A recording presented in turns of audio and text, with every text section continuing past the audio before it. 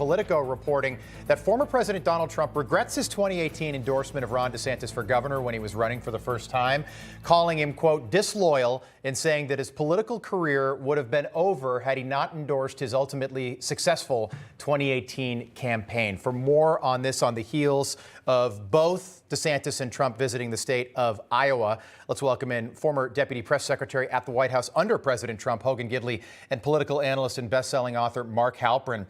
Mark, we'll start with you. What do you make of this? Is this an effective tactic for former President Donald Trump? Because right now the big difference is between Trump and DeSantis in Iowa.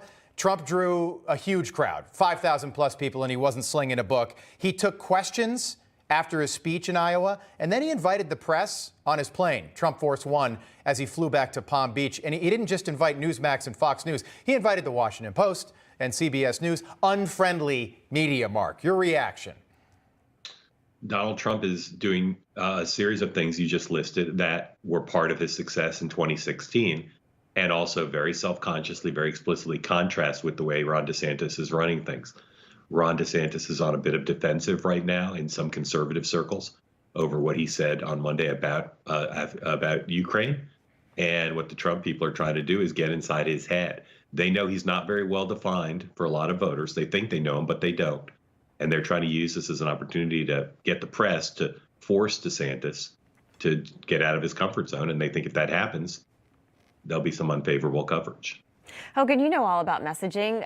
Do you think that it's wise for President Trump to continue to go after DeSantis? I mean, we all know the reasons why he's doing it, but do you think he should kind of just stay away from that and focus more on policy and his experience, which he's certainly doing? But a lot of people say, we just don't want to hear that talk anymore. We want to know what you're going to do in 2024 for us.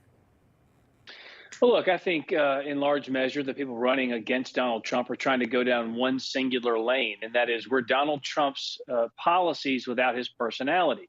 Now, I would argue that it was Donald Trump's personality in large measure that allowed him to be so successful with policy, because as we now know, the swamp is pretty deep, and there are some bottom feeders down there that have been around for a long time.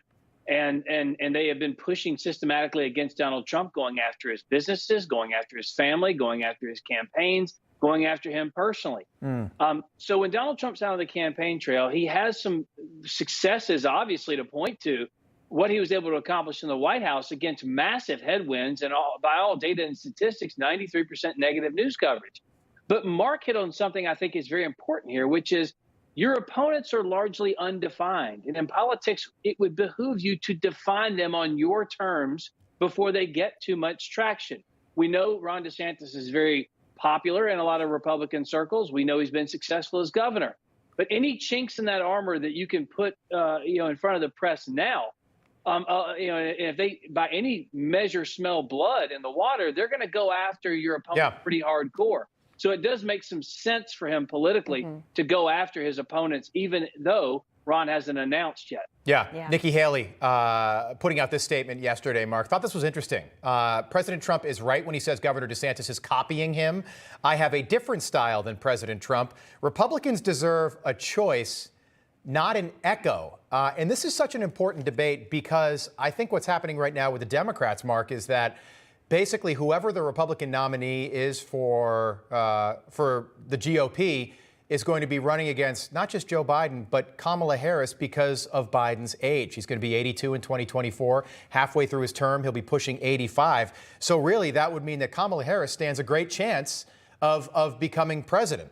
And apparently, Kamala Harris is not happy with Elizabeth Warren not returning her phone calls. Take a listen to this soundbite. This is from January, Mark. Elizabeth Warren apparently not ready to endorse Kamala Harris in 2024. Listen. If he's that old in his second term, the vice presidency becomes even more important. Should Kamala Harris be his choice the second time around? You know, I really want to defer to what makes Biden comfortable on his team.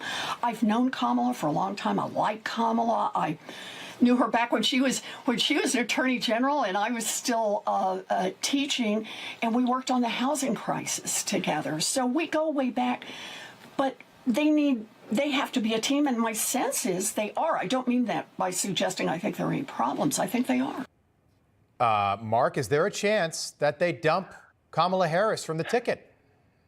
No, there's not. And that they know that's a political problem, but they'd create a bigger political problem if they dumped her. She's not going to voluntarily go. I don't think she's headed to Iowa tomorrow. And this is part of the chess game here. People focus a lot right now on paper. You'd say Joe Biden, Donald Trump, Ron DeSantis have the best chance of becoming president after the next election.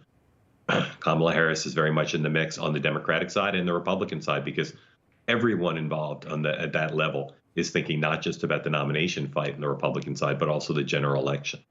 Okay, we'll pick this back up top of the hour. Hogan, Mark, Just go ahead. Just Hogan. real quick, 5 seconds. she's going to Iowa because that's what they care about: yellow school buses, Venn diagrams, and ethanol. Yeah. And Kamala Harris is an expert on all three. That's a good point.